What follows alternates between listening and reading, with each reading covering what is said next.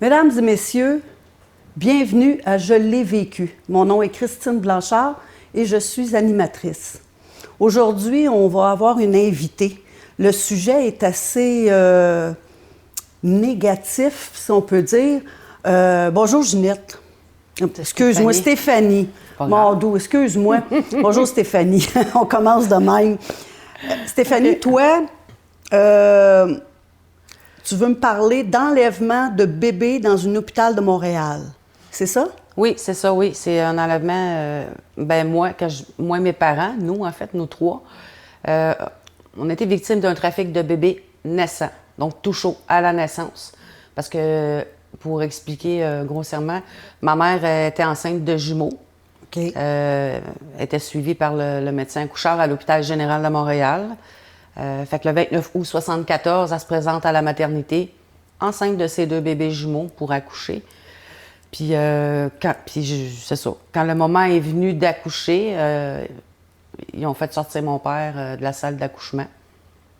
Puis, disant qu'en tout cas, pour couper ce cours, je vais expliquer plus ces détails tantôt, mais pour couper ce cours, ma mère, elle sort de l'hôpital avec un seul enfant, un seul bébé, moi. Mais est-ce que le bébé est décédé ou? Pas du tout. Sous prétexte que c'était une mole, tu sais, parce que là, mon père, lui, quand ils ont demandé de sortir, il a dit « Mais il est où l'autre bébé? » Juste avant de rentrer dans la salle d'accouchement, ils ont passé un ultrason sur le ventre à ma mère, puis toujours les 2 petits bébés étaient là, les 2 petits cœurs, puis tout.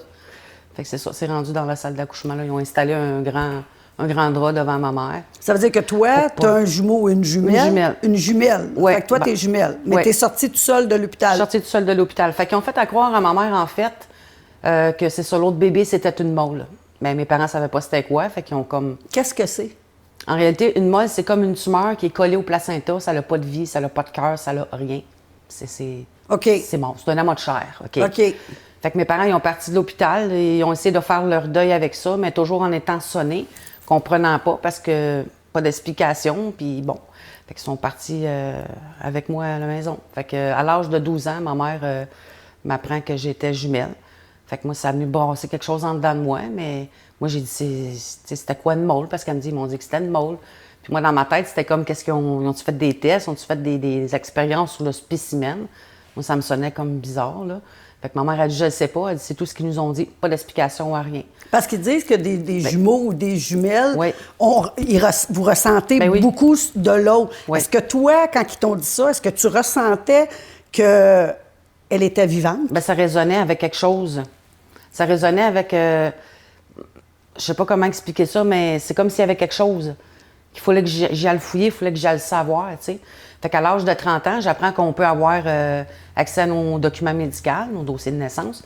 Fait que j'ai dit le seul moyen de le savoir, ce qu'ils ont fait avec, c'est de fermer mon dossier. Oui. Puis en même temps, je voulais savoir mon heure exacte de naissance. OK. Fait que c'est là, j'ai commencé, j'ai fait une demande de dossier. Puis finalement, il m'envoie 4 pages de dossier. Puis c'était même pas mon dossier à moi, c'est le dossier de ma mère. OK. Fait que c'est ça. Fait que là, j'ai dit, c'est bizarre, tu sais, parce qu'ils parlent même pas de la mole dedans, mais pourtant, on voyait vraiment les 2 battements de cœur des bébés. Fait que là, j'ai dit à ma mère, donc, demande-toi de ton dossier complet. En fait, c'était le dossier qu'ils m'ont donné de ma mère. Oui, avec 4 feuilles, là.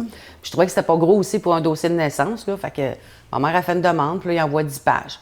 Il envoie un petit peu plus. Puis là, on reçoit une feuille, puis c'était écrit vraiment Twin Pregnancy. Grossesse de jumeaux, diagnostic, c'est officiel. Tu sais, il y avait besoin de 2 unités de sang pour les jumeaux. Ça fait que là, c'est vraiment écrit Twin Pregnancy. Puis encore là, avec des battements de cœur, puis les positions des bébés, puis tout ça. C'est fucké. Fait que là, ma mère a refait une autre demande de dossier. Puis en faisant tout le temps des demandes comme ça, il jouait avec les documents. Des fois, c'était 10 pages, 11 pages, 14 pages, 18 pages. Il jouait avec les documents comme ça. C'était vraiment étrange. Fait que, puis j'avais toujours pas mon dossier à moi. OK. Fait qu'à un moment donné, j'ai dit, regarde, moi, je veux mon dossier complet, tout ça. Fait que j'ai fait la demande de mon dossier de naissance. Puis... Fait que là, de 12 à 30 ans, oui. Toi, ça te travaille dans la tête tout le temps. Oui, puis j'en parlais à mes amis de temps en temps. Hey, j'étais jumelle, mais ça ne cassait pas fort, mais c'était une mode. Mais ça me tracassait, moi. Ça me tracassait, puis c'est venu vraiment... Ça a brassé quelque chose en dedans de moi, là. Je peux pas expliquer c'était quoi, mais c'est comme... Ça me disait d'aller pousser plus loin. Est-ce que tu as poussé plus loin? Oui, j'ai vraiment poussé plus loin. D'ailleurs, ça fait 19 ans de temps. Depuis... J'ai commencé en 2005. En 2009, on a porté plainte au service de la police de Montréal pour enlèvement d'enfants de moins de 14 ans. Ils ont ouvert une enquête. Ils ont mis un enquêteur là-dessus, puis je t'avais un dossier solide, là. parce que j'avais fait beaucoup de recherche. demandes de recherche. Fait que j'ai continué parce qu'au bout d'1 an, l'enquêteur, il a fermé l'enquête comme non fondée. Il a décidé que ce qu'on avait comme document, tout ce qu'on lui a apporté, C'était pas assez. c'était pas fondé, c'était pas assez. Fait que là, moi, j'ai continué pareil, continué mes recherches, puis j'ai fait...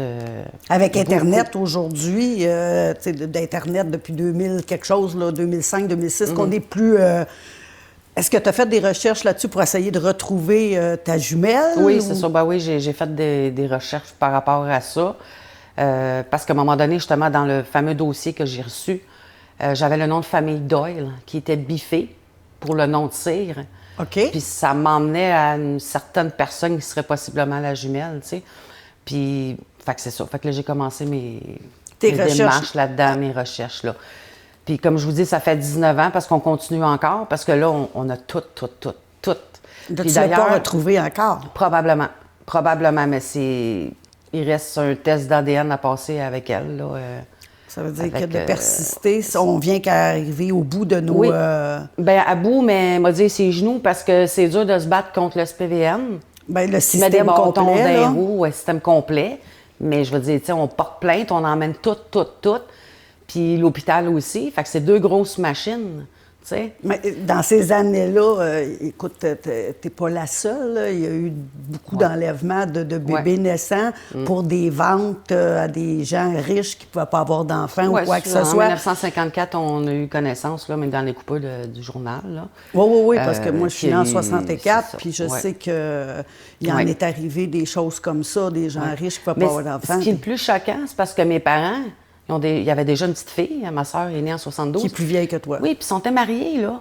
Puis c'est direct dans l'hôpital, direct d'en face, de même, d'en face de mes parents, façon de parler. C'est comme, c'est quoi l'affaire, puis tout. Puis là, on découvre le poteau rose en bout de ligne.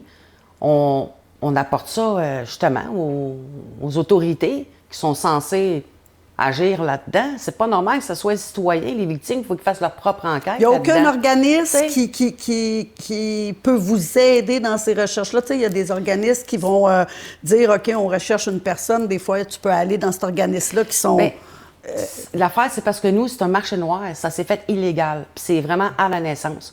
C'est pas comme une adoption légale. Et Il y a ce pas eu de médecin-là, papier. tu vivais encore aujourd'hui? Il est vivant, il a pris sa retraite l'année passée, en mars 2023, mais il est toujours bien vivant.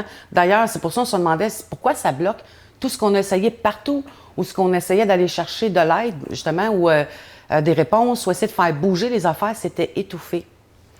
On avait passé à un moment donné à Denis Lévesque, il y a quelques années aussi, pour essayer de faire bouger les choses. Pouf, ça tombe étouffé. Dernièrement, en janvier 2024, il y a eu la série documentaire Jumeaux disparus qui a passé sur Canal D avec Frédéric Guéling, tu sais, en tout cas, qui est le réalisateur là-dedans. Puis ça a été une belle série documentaire avec un nom de famille d'ailleurs aussi. On était 2 familles qui ont été victimes d'un trafic de bébés naissants.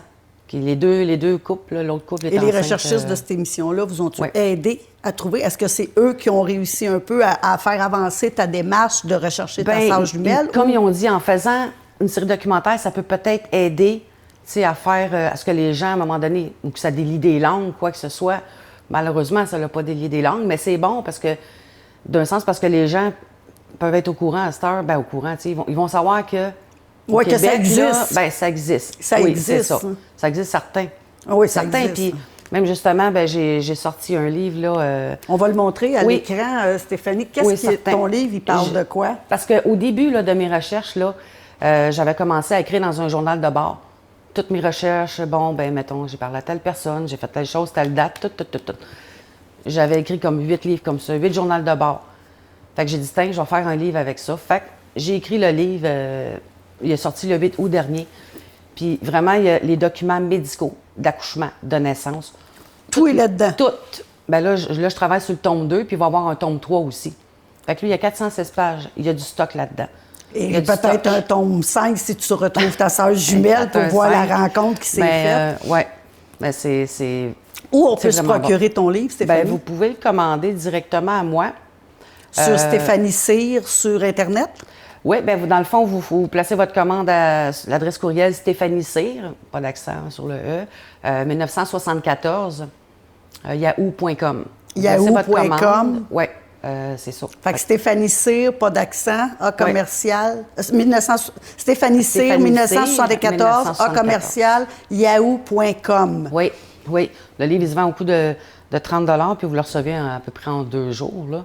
Mais c'est intéressant. On peut te rejoindre aussi sur Facebook, Messenger, s'il y a quoi que ce soit. Messenger, quoi que ce soit. Puis là, je m'en vais au Salon du Livre samedi, le 30 novembre à Montréal. Là. J'ai vraiment, vraiment hâte d'assister.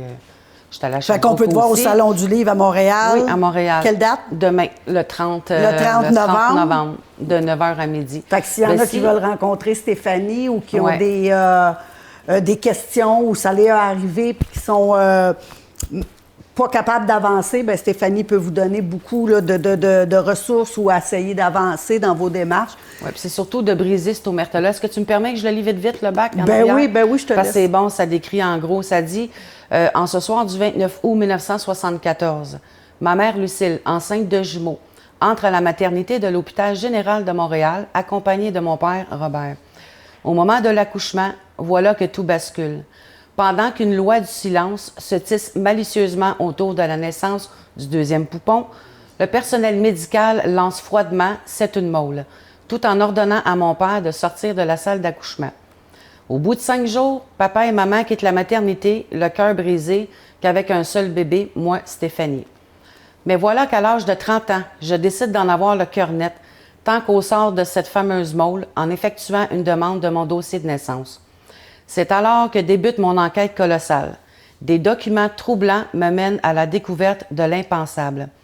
Une plainte est déposée au service de la police de Montréal le 13 mars 2009. Une enquête est donc ouverte, mais au bout d'1 an, l'enquêteur en charge du dossier décide de fermer l'enquête et de la classer comme non fondée. Un branle-bas de combat s'amorce entre nous, la famille Cyr et l'hôpital général de Montréal, ainsi que le service de police de Montréal. Mais qui donc cherche-t-il à protéger? Là, la question. Je vous invite à me suivre dans cette douloureuse quête de vérité qui changera à tout jamais la vie de mes parents et de la mienne. Puis je l'ai mentionné aussi, il y a l'hôpital de Montréal pour enfants qui est mêlé là-dedans parce que quand j'avais reçu mon dossier de naissance, on voit qu'il y a eu un transport ambulancier qui a été demandé pour faire un switch à l'hôpital de Montréal pour enfants, puis il y a un dossier qui a été ouvert le soir de l'accouchement de ma mère. Ma mère, elle a accouché de son premier bébé à 23h18, le deuxième bébé à 23h28. Après ça, ils ont fait un switch à l'hôpital de Montréal. Ça veut dire que cet enfant qui était jumelle aurait parti en ambulance pour s'en aller dans un autre hôpital? À l'hôpital, oui, de Montréal pour enfants. Pour enfants. Puis ils ont même fait signer un consentement de l'hôpital de Montréal pour enfants à ma mère, ce qui n'a pas lieu d'être. D'ailleurs, si vous regardez la série documentaire « Jumeaux disparus », il y a une archiviste qui est neutre là-dedans, puis elle regarde les documents, puis ça tient pas la route, là. Vraiment pas. Du fait que il n'y a pas de molle, il n'y a pas de mort-né, ni en pathologie, rien du tout, du tout. Puis on voit vraiment dans les dossiers qui sont dans le livre, là, les documents, les 2 battements de cœur tout le long, les positions des bébés, et bien important, les signes vitaux. Tu sais, quand le bébé vient au monde, ils vont prendre les signes vitaux du bébé. Il y a les 2 signes vitaux, les 2 heures de naissance, placenta de jumeaux. Mais pas de bébé. Pas de bébé. T'sais. C'est un médecin-là qui a fait l'accouchement de ta mère. Oui. Je peux te dire-tu? Ben oui. En 1974, tu dis qu'il est encore vivant. Oui.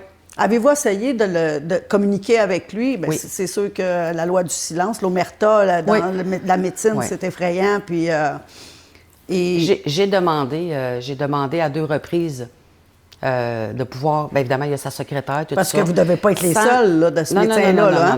Non, c'est sûr. C'est payant. Il doit en avoir d'autres à quelque part. Oui. Fait que c'est ça. J'ai essayé à 2 reprises de vouloir le rencontrer, puis il a refusé. Ça, c'est sûr. Ben oui, c'est sûr qu'il a refusé. Oui. Mais cet homme-là, ce médecin-là, il dort bien le soir, lui? Ça a l'air à ça. Ça a l'air à ça. Tu sais, c'est fou, là. Oui, certain. Tu sais, t'enlèves des enfants à la naissance, là. Oui. Puis tu te couches le soir, là. Oui. Sachant très bien qu'on cherche. Parce que, écoute, même mon père s'est promené longtemps sur sa voiture. On avait fait un site Internet. Oui. Puis il avait mis ses pancartes sur l'auto avec notre site Internet, puis trafic de bébés. Mon père, dans le temps, il avait mis le nom du médecin, le nom d'accoucheur, le nom de l'enquêteur, les archivistes, tout, tant. L'omerta, la loi du silence, puis tout. Il avait même appelé le directeur de l'hôpital pour dire qu'ils accusaient de trafic de bébés. L'hôpital était au courant. Ils sont tous au courant de ça. Ah oui, Puis je vais juste vous donner un scoop. J'ai su dernièrement, j'ai pu avoir la journalisation OK, des demandes de dossiers ou des gens qui sont allés fouiller dans notre dossier, archiviste, médecin, whatever. Pour aller fouiller d'un dossier, il faut qu'il y ait notre autorisation de moi et de ma mère, évidemment. OK, ben oui, c'est vos dossiers à vous. Ben, c'est ça. Personnel, ça. Oui, à moins que ma mère soit devant le médecin et qu'elle est en train de se faire traiter, c'est normal qu'il va aller dans le dossier. Oui. J'ai vu de mes propres yeux la journalisation du dossier de ma mère. Le médecin accoucheur il est allé fouiller dans le dossier de ma mère en 2014. Ma mère, elle a accouché en 1974. Est-ce que tu penses qu'il est allé ôter des papiers? Qu'est-ce qu'il est allé? Je le sais pas. Qu'est-ce qu'il y avait d'affaires dans ce dossier-là? Il est allé voir des choses. À quelque part, puis on avait passé devant la commission d'accès à l'information en 2011, après ça en 2014, parce que l'hôpital détient toujours des documents qui nous reviennent. Ben oui, c'est des archives. Oui, puis l'archiviste, quand j'avais demandé mon constat de naissance, elle a dit « La loi l'oblige ». Elle m'a dit « Toi, tu es un cas spécial, Stéphanie ». Elle dit « Si je te donne ton constat de naissance, elle dit « Je perds ma job, je mets l'hôpital dans la marde ». OK? Elle n'a jamais voulu me donner mon constat de naissance. Là, j'ai seulement qu'une partie de mon dossier de naissance. Il manque une autre partie. On a passé 2 fois devant l'accès à l'information. J'ai jamais été capable de l'avoir.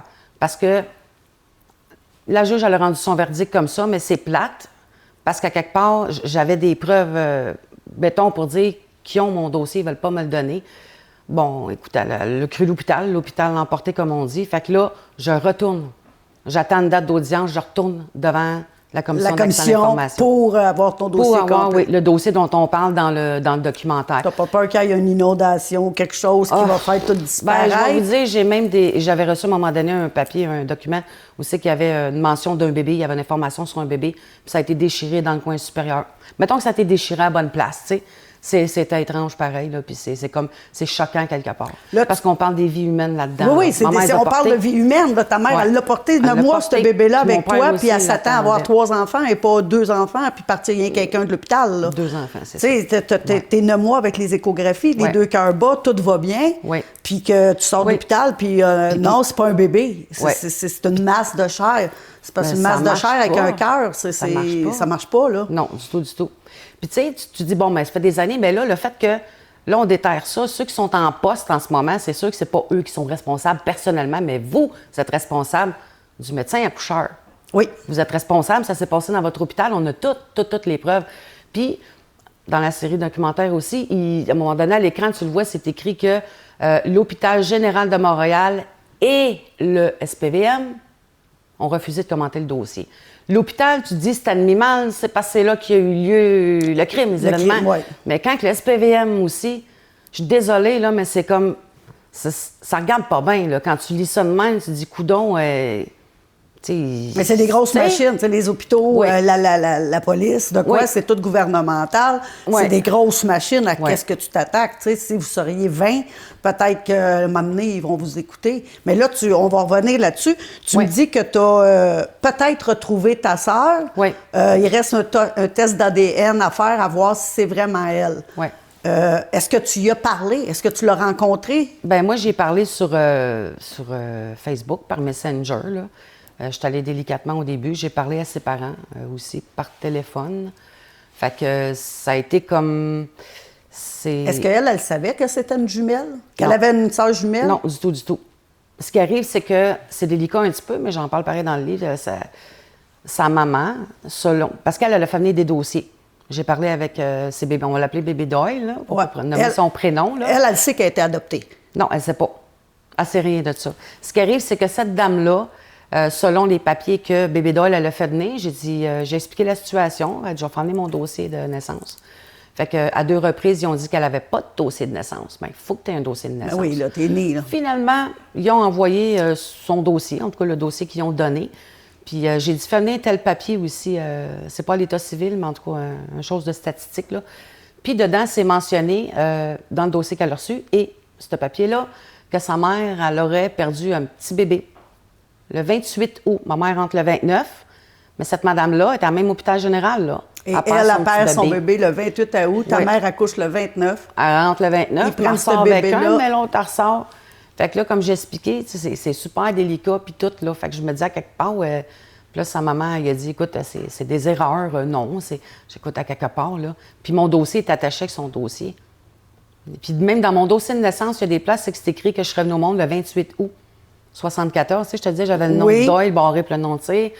Puis ça m'emmène au 28 août 74 dans mon dossier. Ça veut dire que ça aurait pu Puis, être toi oui. qui parte, puis Oui, ta ça sœur aurait pu être reste moi. là. Exactement. Aujourd'hui, je parle avec, Oui, oui, au lieu oui. de Stéphanie, je parle Oui. avec Bébé Doll, mettons, Oui. comme tu l'appelles. Oui.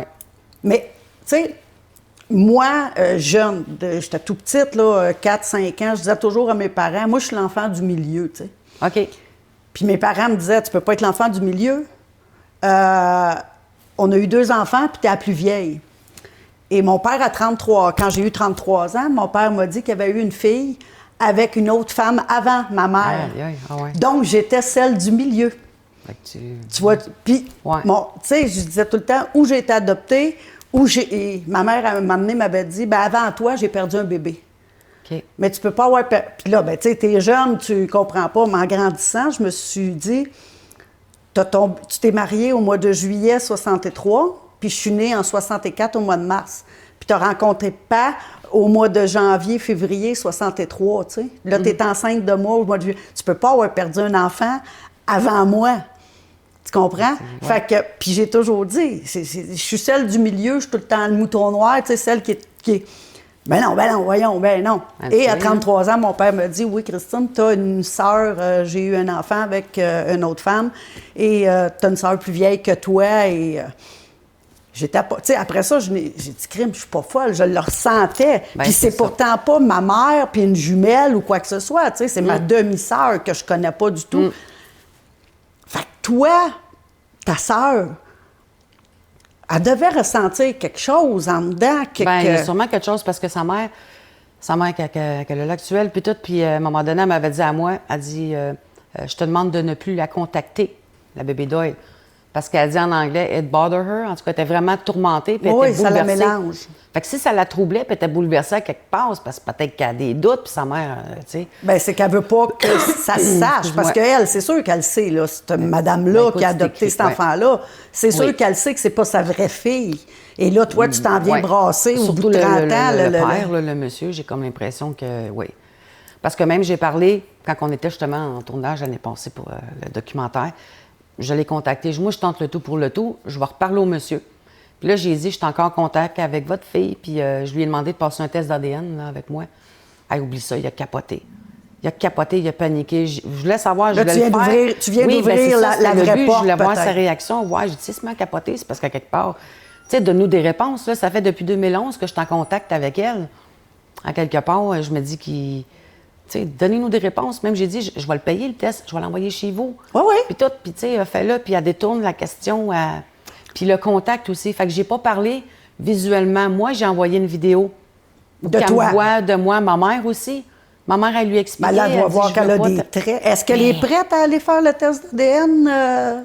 La dernière fois que j'ai parlé, j'ai demandé à 2 reprises, 2 ou 3 fois, puis elle n'est pas prête, même dernièrement, au mois d'août de cette année. J'ai demandé encore, puis tu vois, fait que... Elle dit pas oui, elle dit pas non, et comme... c'est pour ça que j'avais fait un GoFundMe pour ramasser des fonds, pour aller avec une de mes amies, au moins qu'on soit 2. Elle reste dans l'Ouest canadien, pour payer les billets d'avion, petit motel là-bas, un quelque chose, Oh pour oui. rester quelques jours avec le test, pour aller directement chez elle, parce que je sais où elle reste. Mais c'est pas là que je sais, c'est quand elle m'avait envoyé ses papiers, j'avais vu là, son T'as vu adresse. l'adresse et tout Ben de- oui, fait que tu sais, je l'ai pas. Mais en tout cas, fait que c'est ça. J'aurais aimé, je me suis dit, je suis prête à faire tout ça, là, puis d'aller sur place. J'ai jamais pris l'avion, mais je dis, je vais le faire. Pour aller Oui, puis chez c'est beau eux. là-bas, en plus. Oui, c'est ça. C'est beau là-bas. Je me dis, elle pourra pas, logiquement. Mais là, toi, me tu mettre y as à mis porte, dans quoi la que ce tête, dans le soit, fond, là, tu viens de... Ben, c'est pas ça, là. Non, mais tu viens d'y ouvrir une lumière oui. que ça se peut que oui, que je sois Oui. ta jumelle. Oui. Puis j'ai même montré photo. Parce que j'ai pris une photo Mais ça doit, de là, moi écoute, puis de ça elle. doit- On n'a pas la même couleur de yeux, on n'est pas identiques, mais j'ai coupé la photo en 2. Oui, puis je l'ai collé côte à côte, puis c'est vraiment, moi, je trouve qu'il y a des ressemblances là-dedans, là. C'est sûr qu'un Fait que bébé reste naissant à qui voir, grandit là. dans une famille qui n'est pas la sienne pogne des traits De des parents qui sont ouais. là, Parce que présents à leur c'est- côté, c'est sûr ouais. et certain. Ouais. Mais il reste quand même que c'est sûr qu'elle doit avoir des... Même si vous n'êtes pas identiques, Mm-hmm. vous avez sûrement des maniques, des gestes, des patois ou des affaires qui sont pareilles parce Mm-hmm. que vous êtes quand même jumelles. Tu sais, jumeaux identiques, ça, c'est... Un se fait mal, puis il est à 3000 km, puis l'autre le ressent, là, tu sais. Mais j'en ai connu des jumeaux identiques, des jumelles identiques, puis il me disait ça, je disais, ben ouais, ah non, je le sais, quand elle file pas, même si elle est partie, puis toi, tu le ressentais en dedans, là, que tu avais... Il y avait quelque chose. Moi, depuis que je suis toute petite, il me manquait quelque chose. Ouais. Vraiment, là. Puis j'étais vraiment attachée à mes affaires. Je gardais mes choses. Pas partager rien parce que... Oui, puis c'était des souvenirs. Puis j'étais vraiment attachée à mes affaires. Je voulais pas me faire enlever mes choses. Puis surtout, la peur d'être séparée de ma mère. Je le dis souvent encore. Parce que mais tu manquais, c'est ça. J'étais accrochée après ma mère, puis j'avais peur de me faire enlever ma mère. Pourquoi, dans le fond? Parce que tu ressentais sûrement. Ils l'ont enlevé, c'est tout ça, là, tu sais. Puis là, t'es rendu je me suis tout le temps chercher aussi. Où dans tes démarches, là? Qu'est-ce qui te reste à part le test d'ADN, là, pour... toi, tu veux-tu revenir contre l'hôpital? Tu fais-tu un gros... quelque chose de gros pour... Ça, c'est sûr que, regarde, il va falloir qu'ils payent pour qu'ils fassent face à la musique, comme on dit. Sans être monétaire, s'ils peuvent avouer, au moins, c'est qu'ils avouent leur crime. Oui. Puis il se doit d'avoir un dédommagement parce qu'on a mis notre santé dans a mangé un coup sur les 19 ans, puis mes parents ils ont été privés de leur enfant. Oui. J'ai 50 ans cette année. Ça fait 50 ans, là. Hey, c'est ça, fou, quelque part, là, c'est abus de confiance qu'il y a eu là-dedans. Mes parents ont cru, malgré qu'ils ont trouvé ça étrange pareil, de la façon que ça s'est comme passé, bing bang. Puis là, on apprend qu'on s'est fait... mes parents se sont fait rouler, comme on dit. Oui, c'est ça. Puis ils continuent. C'est ça l'affaire, à un moment donné, là. Tu sais, régler ça. Je vais prendre ton livre, je vais le remontrer aux téléspectateurs. Puis, on voit la caméra ici. Fait que ça s'appelle Bébé Doll Cyr, la loi du silence, écrit par Stéphanie Cyr. Vous allez pouvoir la voir demain, le 30 novembre, au Salon du Livre de Montréal, pour ceux qui veulent la rencontrer. Sinon, vous pouvez aller sur Stéphanie Cyr 1974 @yahoo.com. Vous pouvez commander votre livre. C'est sûr qu'avec la grève des postes, moi, je vous dirais... Même pas, moi, je le fais livrer par Purolator, fait qu'ils l'ont en 2 jours à peu près. Bon, fait que par Purolator, il se détaille combien à peu près? 30 plus 12 de livraison, fait que 42 Ça fait 42 Bon, fait que vous pouvez rejoindre aussi sur Facebook Stéphanie Cyr. Si vous avez des questions, vous pouvez aller lui parler. Elle est très gentille. Et, moi, Stéphanie, je te souhaite énormément je sais que c'est épuisant, des recherches comme ça. Ouais. Je te souhaite plein de positifs dans cette démarche-là que tu fais depuis des années. 19 ans. Que tes parents puissent un jour avoir, avant de décéder, d'avoir au moins la réponse de savoir. Puis je souhaite que ta sœur... Qu'elle se trouve un peu. Qu'elle accepte le test d'ADN, que ce soit positif ou négatif. Au moins, celle-là, tu vas pouvoir, si c'est pas elle, bien, on continue des recherches sur un autre côté. S'il y a quelqu'un qui est au courant de l'histoire ou quoi que ce soit, bien, communiquez avec elle. Mesdames et messieurs, merci.